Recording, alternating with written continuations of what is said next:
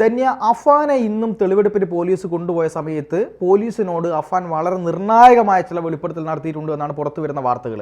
അത് എന്തായിരുന്നു ഇതിൻ്റെ മൂല കാരണം, അഫാൻ എന്തുകൊണ്ട് ഇത് ചെയ്തു എന്നതായിരുന്നു ഏറ്റവും നിർണായകമായ ചോദ്യം. അതിനൊക്കെ ഉത്തരം കിട്ടുന്ന രീതിയിലേക്കുള്ള ചില സൂചനകൾ അഫാന്റെ ഭാഗത്തുനിന്നുണ്ടായി എന്നാണ് മനസ്സിലാക്കാൻ കഴിയുന്നത്. എന്തൊക്കെയാണത്? തീർച്ചയായിട്ടും പാർത്ഥൻ, ഏറെ ഞെട്ടിപ്പിക്കുന്ന, ഏറെ നമ്മളെ അമ്പരപ്പിക്കുന്ന ചില വെളിപ്പെടുത്തലുകൾ അഫാൻ ഇന്നത്തെ തെളിവെടുപ്പിൽ നടത്തിയിട്ടുണ്ട് എന്നുള്ളതാണ്. നമുക്കറിയാം, അതിക്രൂരമായാണ് 5 പേരെ 23കാരനായ അഫാൻ എന്ന് പറയുന്ന കൊടും ക്രിമിനൽ തീർത്ത് കളഞ്ഞത്. എന്നിട്ട് ജയിലിൽ കിടന്ന് ചിക്കൻ ചോദിക്കുന്നു, മീൻ ചോദിക്കുന്നു, ചായ കുടിച്ചില്ലെങ്കിൽ തലവേദന വരുമെന്ന് പറയുന്നു, പേപ്പറിൽ കിടക്കില്ല എന്ന് പറയുന്നു. പോലീസുകാർ ഒരു കുണുവാവയെ കൊണ്ട് നടക്കുന്നത് പോലെയാണ് അഫാൻ എന്ന് പറയുന്ന കൊടും ക്രിമിനലിനെ കൊണ്ട് നടക്കുന്നത്. അവരുടെ സാഹചര്യം അങ്ങനെയാണ്. എന്ത് ചെയ്യാൻ, ഇവനെയൊക്കെ ഒന്ന് തൊട്ടാൽ കോടതിയുടെ നൂലാമാലകളിൽ പോലീസുകാരും പെടേണ്ടി വരും എന്നുള്ളതാണ്. അതായത് ഇവിടെ കൊടും ക്രിമിനലിനും നീതി വേണമെന്ന് വാദിക്കുന്നവരാണല്ലോ ഒരു ഭാഗത്തിന്. മെൻസ് അസോസിയേഷനൊക്കെ എന്നാണ് അഫാന് വേണ്ടി രംഗത്തിറങ്ങുക എന്നൊന്നും അറിയില്ല. എന്തായാലും അഫാൻ ഇന്ന് പറഞ്ഞ കാര്യങ്ങൾ, ഉമ്മ ഷെമിയെ കൂടി ഇതിലേക്ക് പെടുത്തുന്ന ചില വെളിപ്പെടുത്തലുകളാണ് അഫാൻ പറയുന്നത്. നേരത്തെ തന്നെ എല്ലാവരും പറയുന്നുണ്ട് അഫാന്റെ ഉമ്മയ്ക്ക് ഇക്കാര്യങ്ങളൊക്കെ അറിയാം. അഫാൻ ഈ തരത്തിലേക്ക് വഴിതെറ്റാൻ കാരണം അഫാന്റെ രാത്രികാല യാത്രകൾ, അഫാന്റെ ബന്ധങ്ങൾ, ഇതെല്ലാം ഉമ്മ ഷെമിക്കറിയാം. ഇപ്പം ഷെമി ഈ പറയുന്നത് മുഴുവൻ കള്ളമാണ്. കട്ടിലിൽ നിന്ന് തലയിടിച്ച് വീണതല്ല ഷെമി എന്നും, ഷെമി മകനെ രക്ഷിക്കാൻ, അതായത് ഷെമിയുടെ കള്ളങ്ങൾ പുറത്തു വരുമെന്ന് ഭയത്താൽ ഷെമി മകനെ രക്ഷിക്കാൻ എന്നതിൻ്റെ പേരിൽ ഷെമിയുടെ രഹസ്യങ്ങൾ പുറത്തു വരാതിരിക്കാൻ വേണ്ടിയാണ് ഷെമി ഈ നാടകങ്ങളൊക്കെ കളിക്കുന്നത് എന്നുള്ളത്. പക്ഷേ ഇന്ന് അഫാൻ ഷെമിയുടെ നാടകങ്ങൾ പൊളിച്ചെടുക്കുകയാണ്. അഫാൻ പറയുന്നത്, ഈ ക്രൂര കൊലപാതകം നടത്തുന്ന ദിവസം രാവിലെ സിറ്റ് ഔട്ടിലിരുന്ന് ഞാനും ഉമ്മയും കൂടി സംസാരിക്കുകയാണ്. വലിയ കടമുണ്ട് നമുക്ക്, അച്ഛൻ അറിയില്ല, അച്ഛൻ ആ കൂടെ അറിയാവുന്നത്, ബാപ്പയ്ക്ക് അറിയാവുന്നത് 15 ലക്ഷം രൂപയുടെ കടമേ ഉള്ളൂ. അമ്മയും മകനും കൂടി ചേർന്നാണ് 65 ലക്ഷം രൂപ കടമുണ്ടാക്കിയത്. ആർക്ക് കൊടുത്തു, എന്തിനു കൊടുത്തു, ആരിൽ നിന്ന് വാങ്ങി, എന്തിനു വാങ്ങി, ഇതിനൊന്നും ഒരു ഉത്തരവുമില്ല.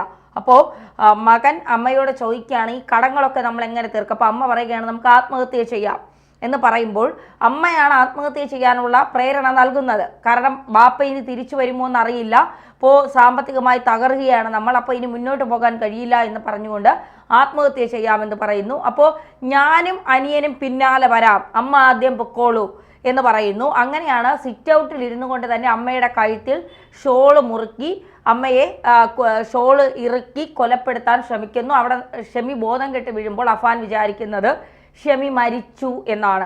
അവിടെ നിന്ന് നേരെ പോകുന്നത്, കടം ചോദിച്ചിട്ടും തരാതെ, മാല പോലും പണയം വെക്കാൻ തരാതെ, തങ്ങൾ കടക്കണിയിലാണെന്ന് അറിഞ്ഞിട്ടും തങ്ങളെ സഹായിക്കാനോ സംരക്ഷിക്കാനോ അമ്മുമ്മ ശ്രമിക്കുന്നില്ല എന്ന് കരുതിയാണ് ഉമ്മുമ്മയെ നേരെ ചെല്ലുന്നു, തലക്കടിച്ച് കൊലപ്പെടുത്തുന്നു. അതിനുശേഷം റിലാക്സ് ചെയ്യുന്നു, മദ്യം കഴിക്കുന്നു, തിരിച്ചു വരുന്നു, കുറച്ച് മദ്യം വാങ്ങി പോക്കറ്റിൽ വെക്കുന്നു. അതിനുശേഷം ഏറെ പക അച്ഛൻ്റെ സഹോദരനോടാണ്. ആ പക സഹോദരനോട് അതിക്രൂരമായി തീർക്കുന്നു. സഹോദരൻ്റെ ഭാര്യ ഇത് കണ്ടുകൊണ്ട് വരുന്നു. അവരെ കൊല്ലണമെന്ന് തനിക്കില്ലായിരുന്നു, പക്ഷേ അവർ ഓടാൻ ശ്രമിച്ചപ്പോൾ താൻ തല പിന്നിൽ നിന്ന് അടിച്ചു വീഴ്ത്തി എന്നാണ് പറയുന്നത്. അതിനുശേഷം ഉള്ള കാര്യമാണ് ഇതിൽ ഏറ്റവും പ്രധാനപ്പെട്ട കാര്യം. ഫർസാനയോട് പറയുന്നു, എനിക്കിതിനെ കാണണം, നീ വീട്ടിലേക്ക് വരണമെന്നുള്ളത്. അങ്ങനെ ഫർസാനയെ വിളിക്കുന്നു. ഫർസാനയെ ബൈക്കിൽ കയറ്റി വീട്ടിലേക്ക് കൊണ്ടുവരുന്ന വഴിയിൽ ചോദിക്കുന്നു, ഈ വണ്ടി ഇടിച്ച് ഞാൻ മരിച്ചാൽ നീ എന്തു ചെയ്യും? അപ്പോൾ ഫർസാന പറഞ്ഞ മറുപടി, നീ മരിച്ചാൽ ഞാനും നിന്നോടൊപ്പം ഈ ലോകം വിട്ട് പോകും, ഞാനും നിന്നോടൊപ്പം വരും. ഇതാണ് ഫർസാന നൽകിയ മറുപടി. അപ്പോൾ ഫർസാനയിൽ നിന്ന് ഉറപ്പ് കിട്ടി, നീ എന്നെ കൊന്നു, നീ ഇല്ലെങ്കിൽ ഞാൻ ഈ ലോകത്തുണ്ടാവില്ല എന്ന് ഫർസാനയിൽ നിന്ന് തന്നെ ഉറപ്പ് കിട്ടിയ സ്ഥിതിക്ക് ഫർസാനയെ വീട്ടിലേക്ക് കൊണ്ടുപോകുന്നു. അതിനുശേഷം ഫർസാനയുടെ കുമ്പസാരം നടത്തുന്നു, ഉമ്മയെ കൊന്നു. പിന്നെ മരിച്ചു എന്നാണ് അപ്പോൾ വിചാരിച്ചിരിക്കുന്നത്. ഉമ്മ മരിച്ചില്ല എന്ന് പിന്നീടാണ് മനസ്സിലാകുന്നത്. ഉമ്മയെ കൊന്നു, ഉമ്മുമ്മയെ കൊന്നു, വലിയപ്പയെ കൊന്നു, വലിയമ്മയെ കൊന്നു. ഇനി കടക്കടിയിലാണ്, ഞാൻ പോയാൽ നീ ലോകത്തൊറ്റയ്ക്കാവും, നിനക്കാരുമില്ല, അതുകൊണ്ട് നിന്നെയും ഞാൻ കൊല്ലുകയാണ്, അല്ലെങ്കിൽ നമ്മൾ ഇനി എന്ത് ചെയ്യുമെന്ന് ഫർസാന ചോദിക്കുന്ന സമയത്താണ് ഇയാൾ സ്വബോധത്തിലേക്ക് തിരിച്ചു വരുന്നത്.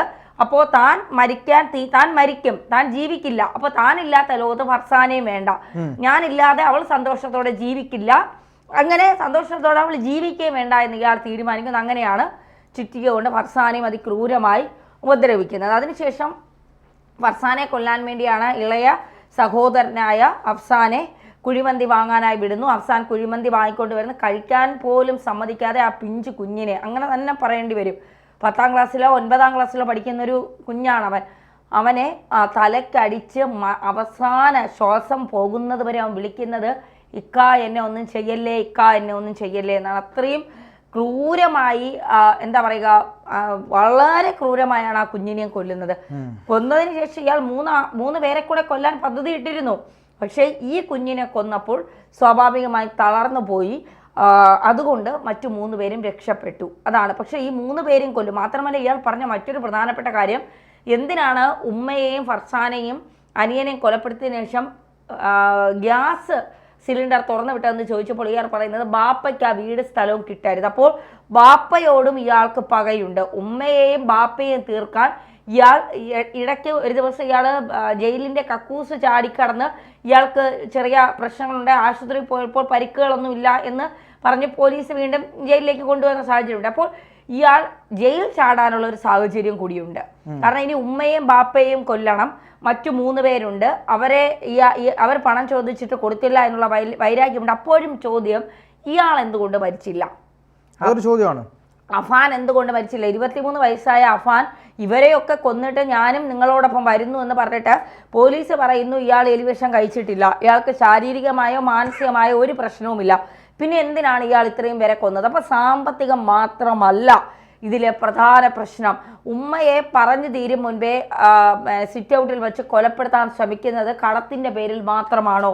അല്ലെങ്കിൽ ഉമ്മ എന്തെങ്കിലും രഹസ്യങ്ങൾ മറച്ചത് ഇയാൾ കണ്ടുപിടിച്ചതിൻ്റെ നാണക്കേട്, അത്തരത്തിൽ എന്തെങ്കിലും കാര്യങ്ങളിലേക്ക് ഇതെത്തുന്നുണ്ട്? അല്ലെങ്കിൽ ഇയാളുടെ ഭീകരമായ ബന്ധങ്ങൾ, ഇയാളുടെ രാത്രികാല യാത്രകൾ, ഇയാളുടെ രാത്രികാല ബന്ധങ്ങൾ, കാരണം പകൽ ഇയാൾ മാന്യനാണ്, രാത്രിയാണ് ഇയാൾ മാന്യതയുടെ ആ മുഖംമൂടി വലിച്ചു കീറി കളയുന്നത് രാത്രികളിലാണ്. അപ്പോൾ രാത്രികളിലുള്ള ഇയാളുടെ ബന്ധങ്ങൾ, ഇതൊക്കെ ഉമ്മ ഷെമി അറിഞ്ഞിട്ട് ഷെമി ഇയാളെ തിരുതാൻ ശ്രമിച്ചോ? അല്ലെങ്കിൽ ഇയാൾ വേറെ എന്തെങ്കിലും തരത്തിലൂടെ പണം സമ്പാദിക്കുന്നത് ഷെമിക്കും കൂടെ പങ്കുവച്ചിരുന്നു? പിന്നീട് ഇവർ തമ്മിലുള്ള തർക്കമാണ് ഇയാളെ ഈ ഒരു കൊടും കുറ്റവാളിയിലേക്ക് എത്തിച്ചത്.